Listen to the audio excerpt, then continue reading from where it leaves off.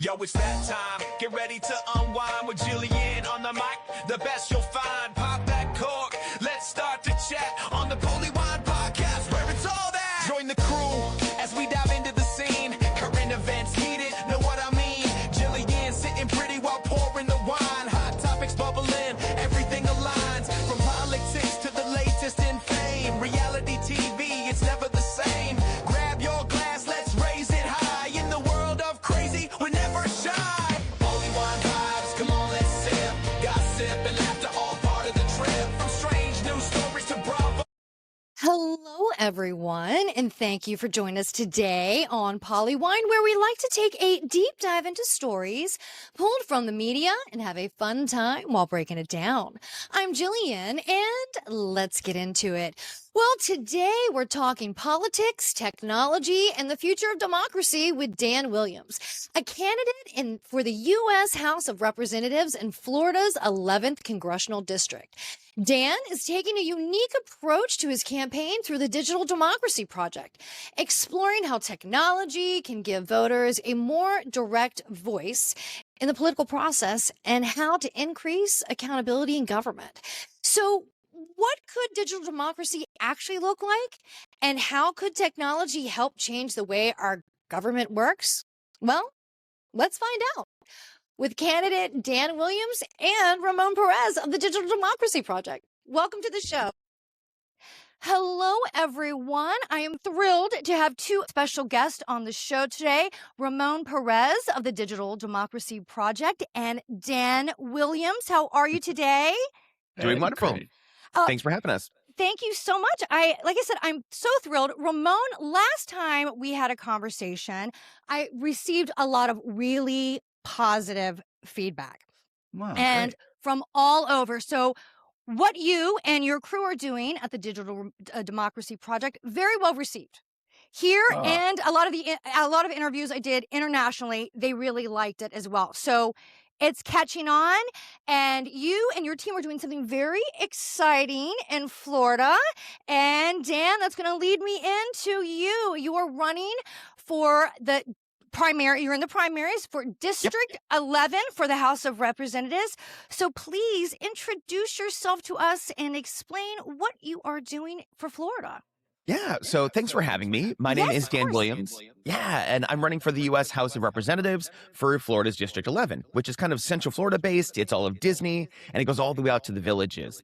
Now, I'm really excited because I'm trying something new that's never been tried at a federal level yet. It's been tried at local and state, but now we're trying to bring it to federal. And that's where we're going to let people vote on the different bills. So we call it direct democracy. My main plan of attack is for every major bill that we try to make up in D.C., I'll make an educational video that helps explain that law, exactly what happens to vote yes and no, using only facts instead of any kind of political party messaging, because I want people to truly understand the laws that we're trying to pass. Because my background is I'm a college professor, and I've been in higher education for about 20 years now with a degree in engineering. Okay. So education and technology mixed together, and that's my whole entire platform. Problem solver. Yeah, and so I'm extremely lucky to partner up with Ramon's company, which is the Digital Democracy Project, and they're going to be powering the voting aspect of this. So after everyone understands the bills, we're going to put it up to a district-wide vote where every person gets one secure vote on their platform using votes, and then whatever the majority opinion is on that bill becomes my direct vote in D.C., because I'm trying to put the power back in the hands of the people instead of assuming that one person can speak for 800,000 of us without ever asking our opinions. Yeah, so trying something new. I like it. I was doing a little bit of research on you, and I really like your platform. And the core issues at any election are the kitchen table topics, affordability, healthcare, and education, right? Of course. Of course. So if you could just do a quick little rundown for us of that, that would be great. Please, I want everybody to know what you stand for. Yeah, absolutely. So being a college professor, education is always at the top of my mind. So I will fight to make sure our teachers get better pay, to make sure our students are well educated, and anything that they need, I am there in their corner for that. As far as affordability, I like to use actually a skill that I teach in my coding classes to help with affordability. And what it is we take bigger problems and we start breaking it down into smaller individual chunks that are much easier to solve. And then we can actually start layering that back together in order to solve the bigger problem. So a lot of people talk about affordability as one thing, but it's actually like 5 different subtopics. So we can talk about healthcare, we can talk about our daily essentials, our care economy, and all those hidden junk fees. And so my plan of attack is once I get up there, I'm going to start making very small targeted bills that people can actually understand. So any bill that I create is going to be in plain English, and it's going to be 3 pages at the most, because I don't want a 1,000-page legal document that people won't read. Right. I want people to understand that kind of stuff so they know what we're doing. Right. I'm also going to fight for lowering prescription drug costs. And the way to do that is to update the Medicare Modernization Act of 2022, which limits our power to only getting 6 drugs at a year to actually use the collective bargaining power. Now, if we release that, then we can actually start making a national price anchor, which lowers the price for absolutely everyone. So that's going to be my main plan of attack when I get up there, is to start lowering the prices for everybody and making sure that everybody's heard. I love it. I love it. Okay, great. And so we are in the final sprint to the primary election. It's August 18th, correct? Yep. It is a week from yesterday. So next Tuesday. So what are you doing to prepare in that final week, or less than a week? Ooh, we've been busy for the last couple weeks. I bet. Yeah, my team and I are out canvassing and lit dropping. And so far we've done about 6,000 to 7,000 houses, and we plan on doing about 2,000 more before Tuesday. And we're also doing text messaging. We're trying to do traditional things like sending out flyers, but we are also having tons of yard signs that we're putting up. And so that's been my last about a week, has just been trying to get to talk to as many people as possible. And for those last minute voters, what sets you apart from your opponents? Yeah, of course. So I do have 2 other opponents in the race that are both running for the Democratic Party. Royal Webster, he is a educator himself, but he's a war veteran and more of a traditional Democrat. And the other person is very new to the race, James Pericola. He's a lawyer and a lobbyist, and they're both more traditional Democrats. So me personally, I'm trying something completely different. Because I'm trying to change how Congress works. Because right now, we elect somebody and we just tell them what we want, and then it's up to them how they actually vote, right? This worked 250 years ago when we had to tell somebody that, put them on a horse, and then they rode to D.C. But I think we might have come a little bit farther than that. Right. So what we need to do is we need to make sure that we're using technology at its fullest. And also up there in the House of Representatives, we have a severe lack of tech people up there. So in the 435 members of Congress in the House, only 5 of them have any kind of technical degree. So those people are trying to fight against the AI, the data centers, cryptocurrency, stablecoin, digital privacy rights, and we need more people up there. Right. Yeah. So I'm trying something completely different. So direct democracy and more tech people. And so hopefully those 2 things combined set me apart from the other 2. I like that. And where can a Digital Democracy Project come in with your campaign? Oh, yeah. It's going to power Where's my whole the fusion? Explain that for us, please. So it's great because people kind of talk about it as nebulous, like how are we going to be voting and what is it going to look like? Well, Ramon's team already has that in place. So people can sign up right now. They can vote on these bills. And the great thing about it is the tally page. That's the part I like of his site, because people can see that number go up and they know their voice is heard and their vote is counted. And that is huge for people because right now people feel like they don't have a voice in Congress and they don't have a voice in our government. And so we need to make sure we're changing that. Yeah. Absolutely. And Ramon, if you don't mind, can you just give, for those who weren't able to listen to the last conversation, could you just give us a quick little recap on what Digital Democracy Project does and how you are working with Dan and his campaign? Yeah, I think it's important for me to do the throat clearing part where we say we don't actually endorse candidates or campaigns. Sure. We're building tools because we're a nonprofit organization. But what we're doing is that we use the Votes mobile app, which is an election software that's being used in several states for military voters overseas to vote from their phones. We're just using it to load legislation that's being debated in Congress so that people can actually have a say in that legislation during the debate, before a floor vote, and a congressman can go and look at what does that person's district want from them on that particular topic, and then they vote in the House of Representatives or the Senate. And we're using the exact same protocol as a real election. So people get verified against the voter file. They get verified with a photo ID that matches a selfie scan. It uses 2-factor authentication. It uses biometric identifiers. It uses a system called homomorphic encryption, which takes an encrypted vote token and places it onto a blockchain. And the blockchain is a distributed ledger of votes that is held in copies by independent auditing companies, as well as some state governments and some of the political parties in the US and Canada and Mexico, where it's actively being used in real elections. So we're riding on top of that infrastructure. But we're just using it for a different purpose because we're not an elections administrator. Right. And And very cool. yeah, I can actually kind of talk about this as well. So the security of their app is wonderful. Hmm. It's actually one of the things that I tell everybody because everyone's always so concerned that so many bad actors or something like that might affect those. Hmm. But using their software, every person is a known person. So we don't have to worry about that. But the other good part is, it's kind of what he was saying before, is how it is anonymous. Right. So basically, somebody gets that token and makes sure that they know that they're in that district or in that state, but it gives no more information. So that's kind of the cool part about it. Yeah, I love it. And I like that it's just so accessible for anybody that needs it. And they get to actively be a part of the process. It's very important. Yes, Yeah. very exciting. I also wanted to ask, so you were in an area that has a lot of hospitals. Oh, yeah. A mecca of great medical facilities. And of course, Yep. I want to go back to healthcare because I did happen to watch the primary, and Yep. that is a very important issue in Florida.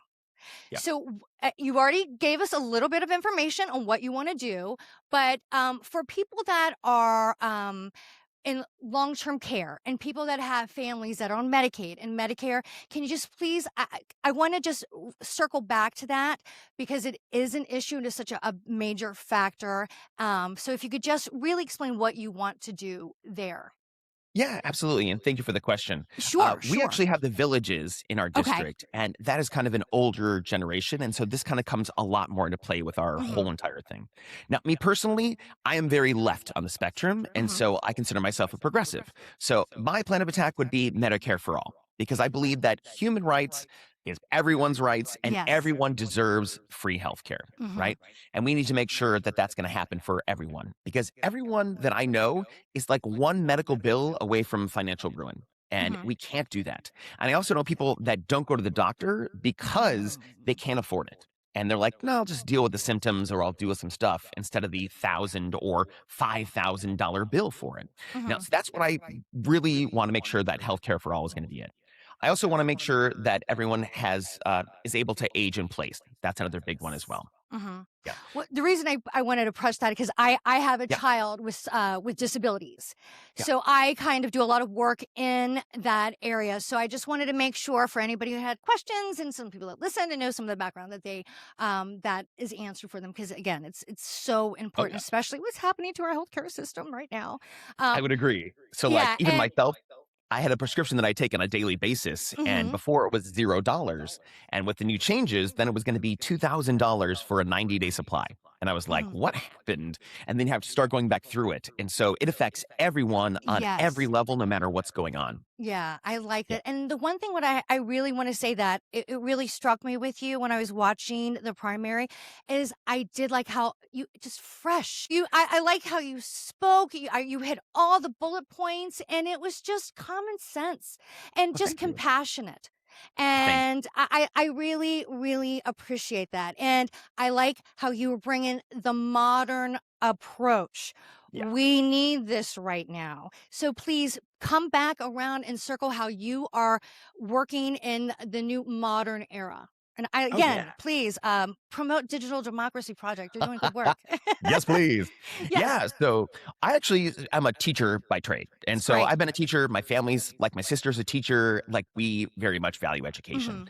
And so when Donald Trump got reelected, I started trying to reach out to my representatives about ideas that I had to help fight against what he was doing, especially the executive orders. And so I started looking at who I could actually contact. And then I found out that my direct person was Daniel Webster, a Republican, wouldn't listen to me. I tried sending him emails. I just got the standard template back. So I'm like, okay, well, I'll talk to my senators, both Republicans. And so at that point, you have no one to actually talk to. And so I was like, there has to be something different. So I reached out to Maxwell Frost in District 10. But the problem is every person's website or every representative's website is geographically locked, which means you can type in the zip code, and if you're not in their district, then you can't send the message. So I started doing a bigger search, and I started messaging every single Democratic member of the House. And I got through to 4 of them. Out of the 4 of them, I got 3 responses saying, hey, you're not in my district, but thank you. And the one never responded. And I'm like, there has to be a way to actually have people be able to communicate with their representatives back and forth. And that's when I started coming up with a direct democracy idea for it. And I called it Ask America because I like the name of it. Right. And so I started building it myself as an engineer. Like, that's what I do. I solve problems. And I started building a prototype of it. And I made a video about it and I put it online.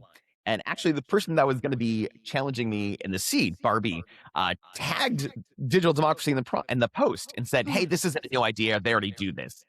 And I was like, oh, I'm familiar with it. They work and I love it. But I'm trying to do something different or trying to be a little bit more something you do, right? And so then Digital Democracy Project reached out and said, hey, why don't you work with us? And then I jumped at the chance. Because their security is so much better than it. They already have it done. And they have a trusted platform. Right. And so I was really excited to start partnering with them.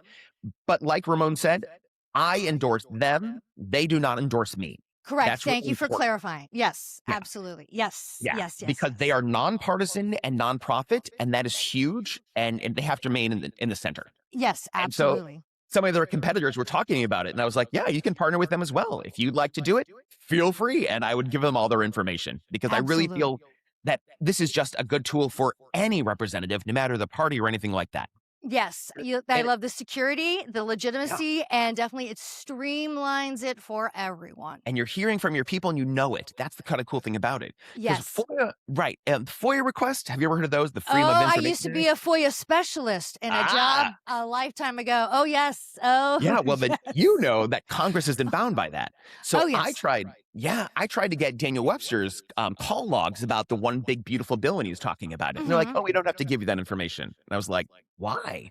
And so I started wanting more transparency in it. So every single vote on this app is seen by everyone and everybody knows it. So when I say that I have a mandate to vote a different way, I will 100% have that backed up, right? Transparency would be key.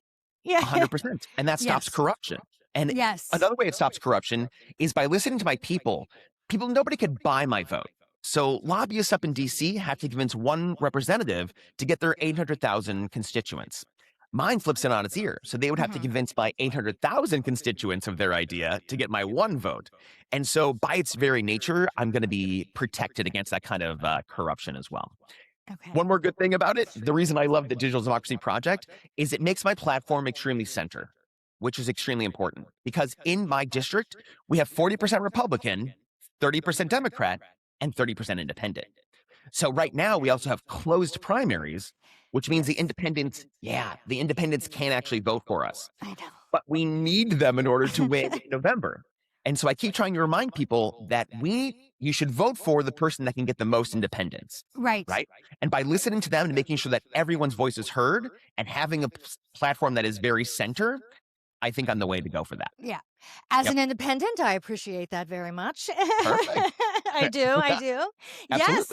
Yeah, that's and I've actually been endorsed by a couple of the independent platforms as well. So like the Indivisibles and Lake County, the American People's Compact, and a couple other ones of the very big ones where I'm very excited. That is the large upcoming growth of the voting as is the independent party. So if you can grab them, I still don't understand how at this point when we have the independent such a large portion of the voting population, how we still cannot vote in primaries. It seems very unfair.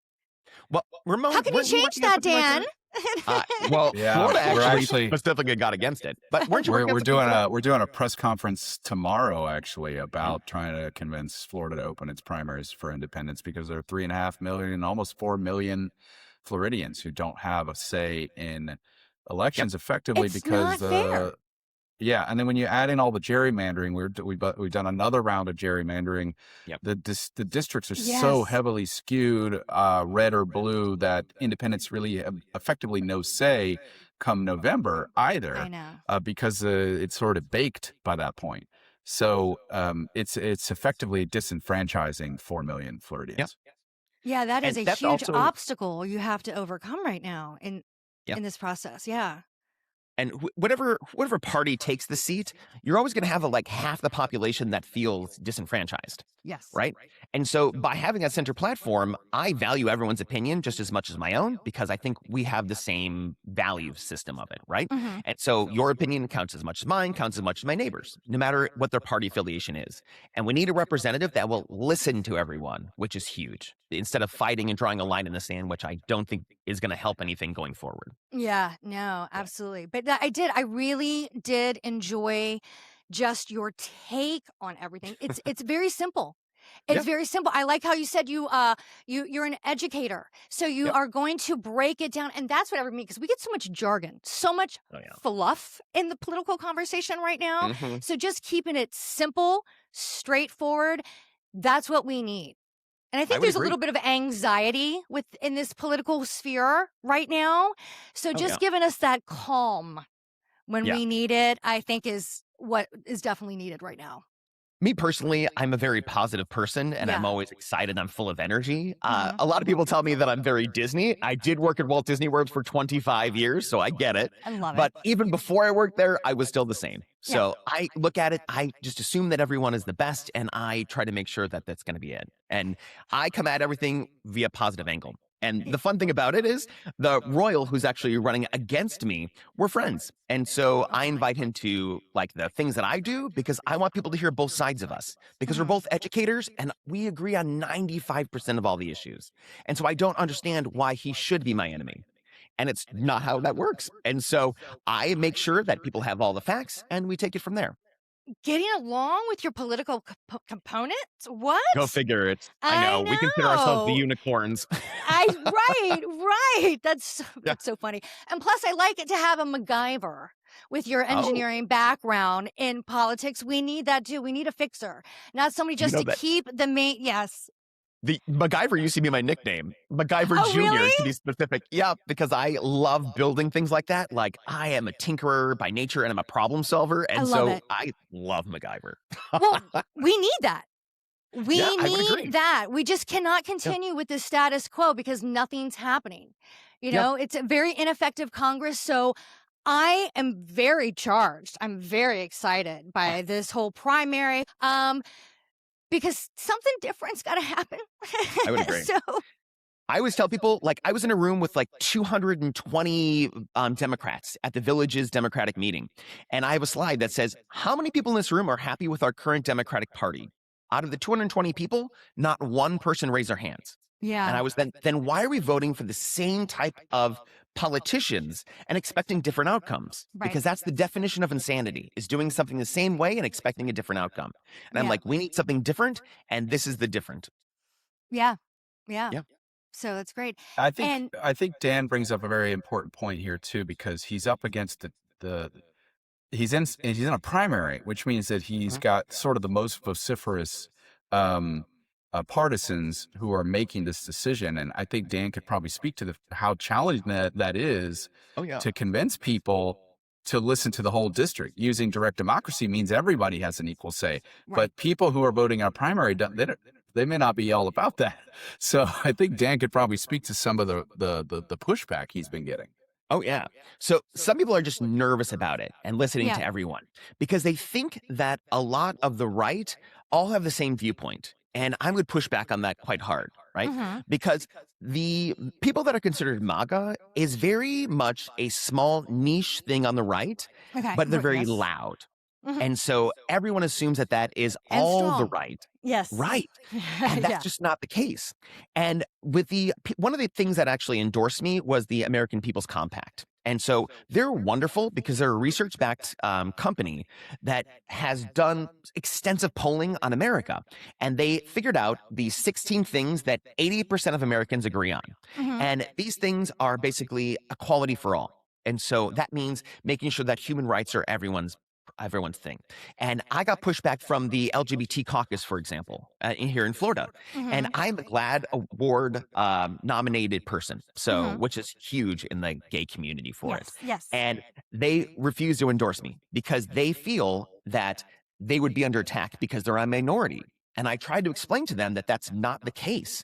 And they just wouldn't hear me about it. And this goes for like AI data people, right? So people think I'm a techie person, so I'm for that. And I'm not. I'm saying we need more techie people up there in order to push back against that, to make sure we have regulations that we understand. Right? Because I don't mind AI by any means, and we actually have to use it for my school. Right. But we have to make sure that we are going forward in technology, but not at the expense of our people or our environment. So this means making yeah, absolutely.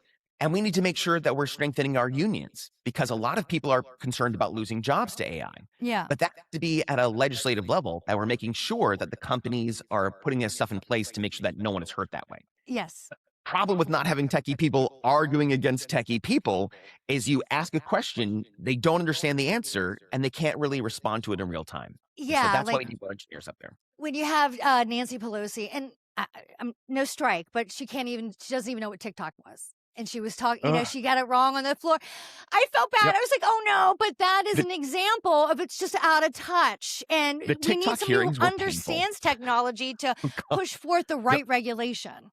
And let me just go one more thing for this, because also in the American People's Compact, education, right? Education is huge on there, because if you want to talk about people that don't understand technology, Linda McMahon, right? Oh, She's my the head of education. Oh, my God. And she calls AI subject, A1. Trust me, I know. But as an educator, it's painful to me, because what she's doing to the education department is tearing the whole thing down. I know. And it's going to be a full-time project to build it back up, because we're going to start making it even better when we get back up there, and we're going to strengthen all those things. So might be a good thing that she's tearing it down, because then I'm just going to build something better in its place, because we need people that actually understand it.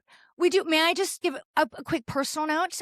If I may say, my favorite and most impactful and influential teacher I ever had was, he was in the House of Representatives. So I grew up with, he was my 5th grade teacher. And of course he was out a little bit of the time because, working in the Hill.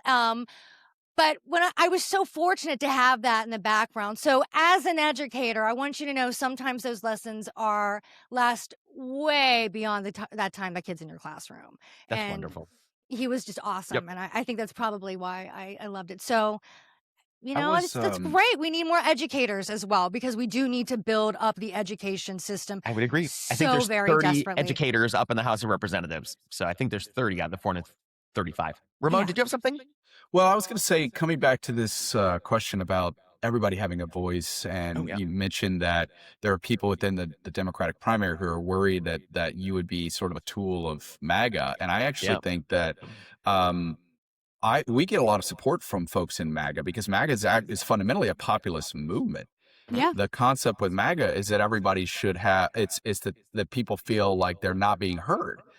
And if you were to take a vote right now on whether or not we should be at war with Iran, the MAGA folks would be vehemently against it. Yeah, I would agree. Right? Interesting. If you were to take a vote on whether or not congressmen should have the right to buy and sell stocks, the MAGA folks and the progressive folks would be entirely aligned on this. Yep. So when you put specific policies in front of people, which is what our platform is about, you find that the left and right framing really doesn't exist in most people's minds. Yeah. People actually do consider actually AI is another area where progressives and MAGA folks agree. Yes. Especially the data centers, you in Virginia. It's a big argument right now. Right. Yep. Right. So there are oftentimes these labels sort of vanish on the topic at hand. I mean, right now, Tucker Carlson and Marjorie Taylor Greene are like the standard bearers of anti-Trumpness. We're in a weird situation as a society. World. I know. I never thought I would agree with Marjorie Taylor Greene about anything, and then all of a sudden I'm like, I know. What is happening? It's the flip side. I'd actually like to echo what Ramon is saying, because in my actual speeches that I give, I always say that policies are better than parties, because policies tend to unite people where parties are made to divide people. Right. And a lot of people voting against their best interest because of how it's positioned. So a lot of people are on the same page for the different policies, but if it's not explained well, or if somebody sneaks in like a writer or something weird into it, then that's where it starts to become an issue. But I would agree that a lot of people agree on most of those things. And that's what that American People's Compact was showing, that 80% of people agree on this kind of stuff, Yeah. no matter what. MAGA, not, right, left, center, libertarian, everything in between. Yeah, we all want to live happily, healthily together. We all have to share the same space. And what I always like to tell people is, how many people would have asked their representatives their view on Iran 2 years ago when they got elected? Probably no one, because it's not an issue then. And so how can you represent somebody if you don't even know what's coming up in the future? Now, having this where people get to vote on every single thing, then you don't have to worry about my policies. Right. They don't have to worry about me personally, because what it is it's going to be a average of everybody, and that's what the majority is. And a lot of people say, oh, we live in a majority red district. I'm like, 40% is not a majority. 51% is a majority. And so we have to make sure that just the Republicans are not going to be able to swing this. Yeah. Yeah. Yep. And Ramon, with the Digital Democracy Project, what is up and coming for you guys right now? We're doing a major site redesign because we want to build a site that can scale to all 50 state legislatures right Love now. it. So not just federal government, but you'd be able to vote on every single bill in your state house. And we also want to get to eventually city councils, county boards, school boards. So The cool. technology allows it. The mobile voting verifies people against the voter file down to the precinct level. So we know what school board somebody is assigned to. So it's just a question of making sure our tools can support that level of scale. And we're an all volunteer nonprofit organization. So that's, those are the kinds of key things we're deciding on right now. Yeah. Well, I think it's wonderful to have everybody be a part of the process and make it accessible. I still don't understand why we don't make election days a holiday, so everybody is able to do it. I was just talking about that. Yes. I really want that to be a thing. Yeah. Even on a local level, I think they should have a holiday on a local level, so everybody is allowed to be a part of the process, because it's not easy to get to the local locations. So I love this platform, and it's not always easy for everyone to get out and cast their vote. So I love that they're part of the process, and you make it easier for everyone. Yep. I want to shout out one more thing that the Please Digital do. Democracy Project does. So every month they actually have legislative forum sessions. So they invite politicians and real people to come once a month to talk about the new bills that are being put up. So in those meetings, we talk about the good of the bill, the bad about the bill, and I like to cover the weirdness of the bills, like the rider things that get snuck in there. And lately, I've been seeing a lot about stablecoin. So if your viewers don't know what stablecoin is, Yes. I know. I've already seen it as 7 different riders and 7 different bills, but luckily it hasn't been pushed through yet, because basically it's the new way of currency. So think cryptocurrency, but it's actually tied to an American dollar, right? Okay. And right now there's 3 companies in America that do it, but why they're trying to push it where America itself can't create one, kind of like what China did, is that one of the companies that owns stablecoin is World Liberty, which is President Trump's company. And so they're trying to make it so it's privatized instead of for the public. And so they keep trying to sneak these bills in. And without techie people being able to point that out, nobody would know it. Right. You know? Some people are a little bit squirmish on crypto, and when they think of Of course. anything electronic currency, they're like, I don't know. So if you can break that down, explain it, and put in I feel like- regulations. we need so many more regulations on So cryptocurrency, many especially regulations. meme coins, and they just drive me nuts.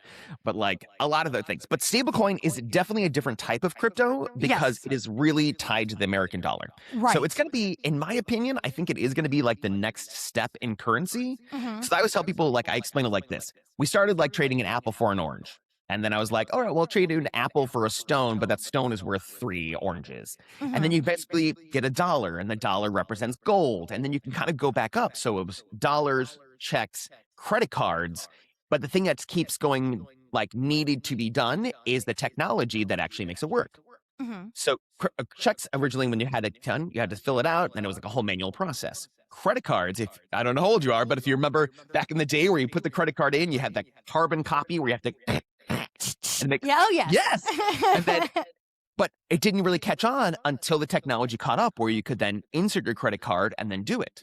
Right. I think stablecoin is the next one of this because it's going to get rid of most of those fees and everything, but the technology has to come back up.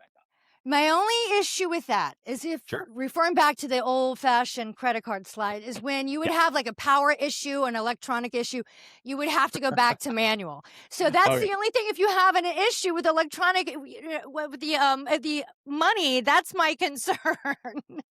Yeah, but we've had that concern for a couple decades now with credit cards as well, where it's just like, good luck. Yes, that's right. That's why we need somebody with your background to problem solve. I would agree. There is so much of the government that needs updating. Like, all over.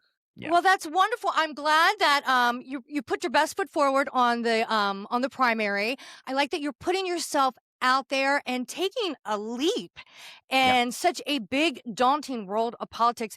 The Democratic landscape is definitely changing. So I like what you're bringing to it. And go out and vote August the 18th.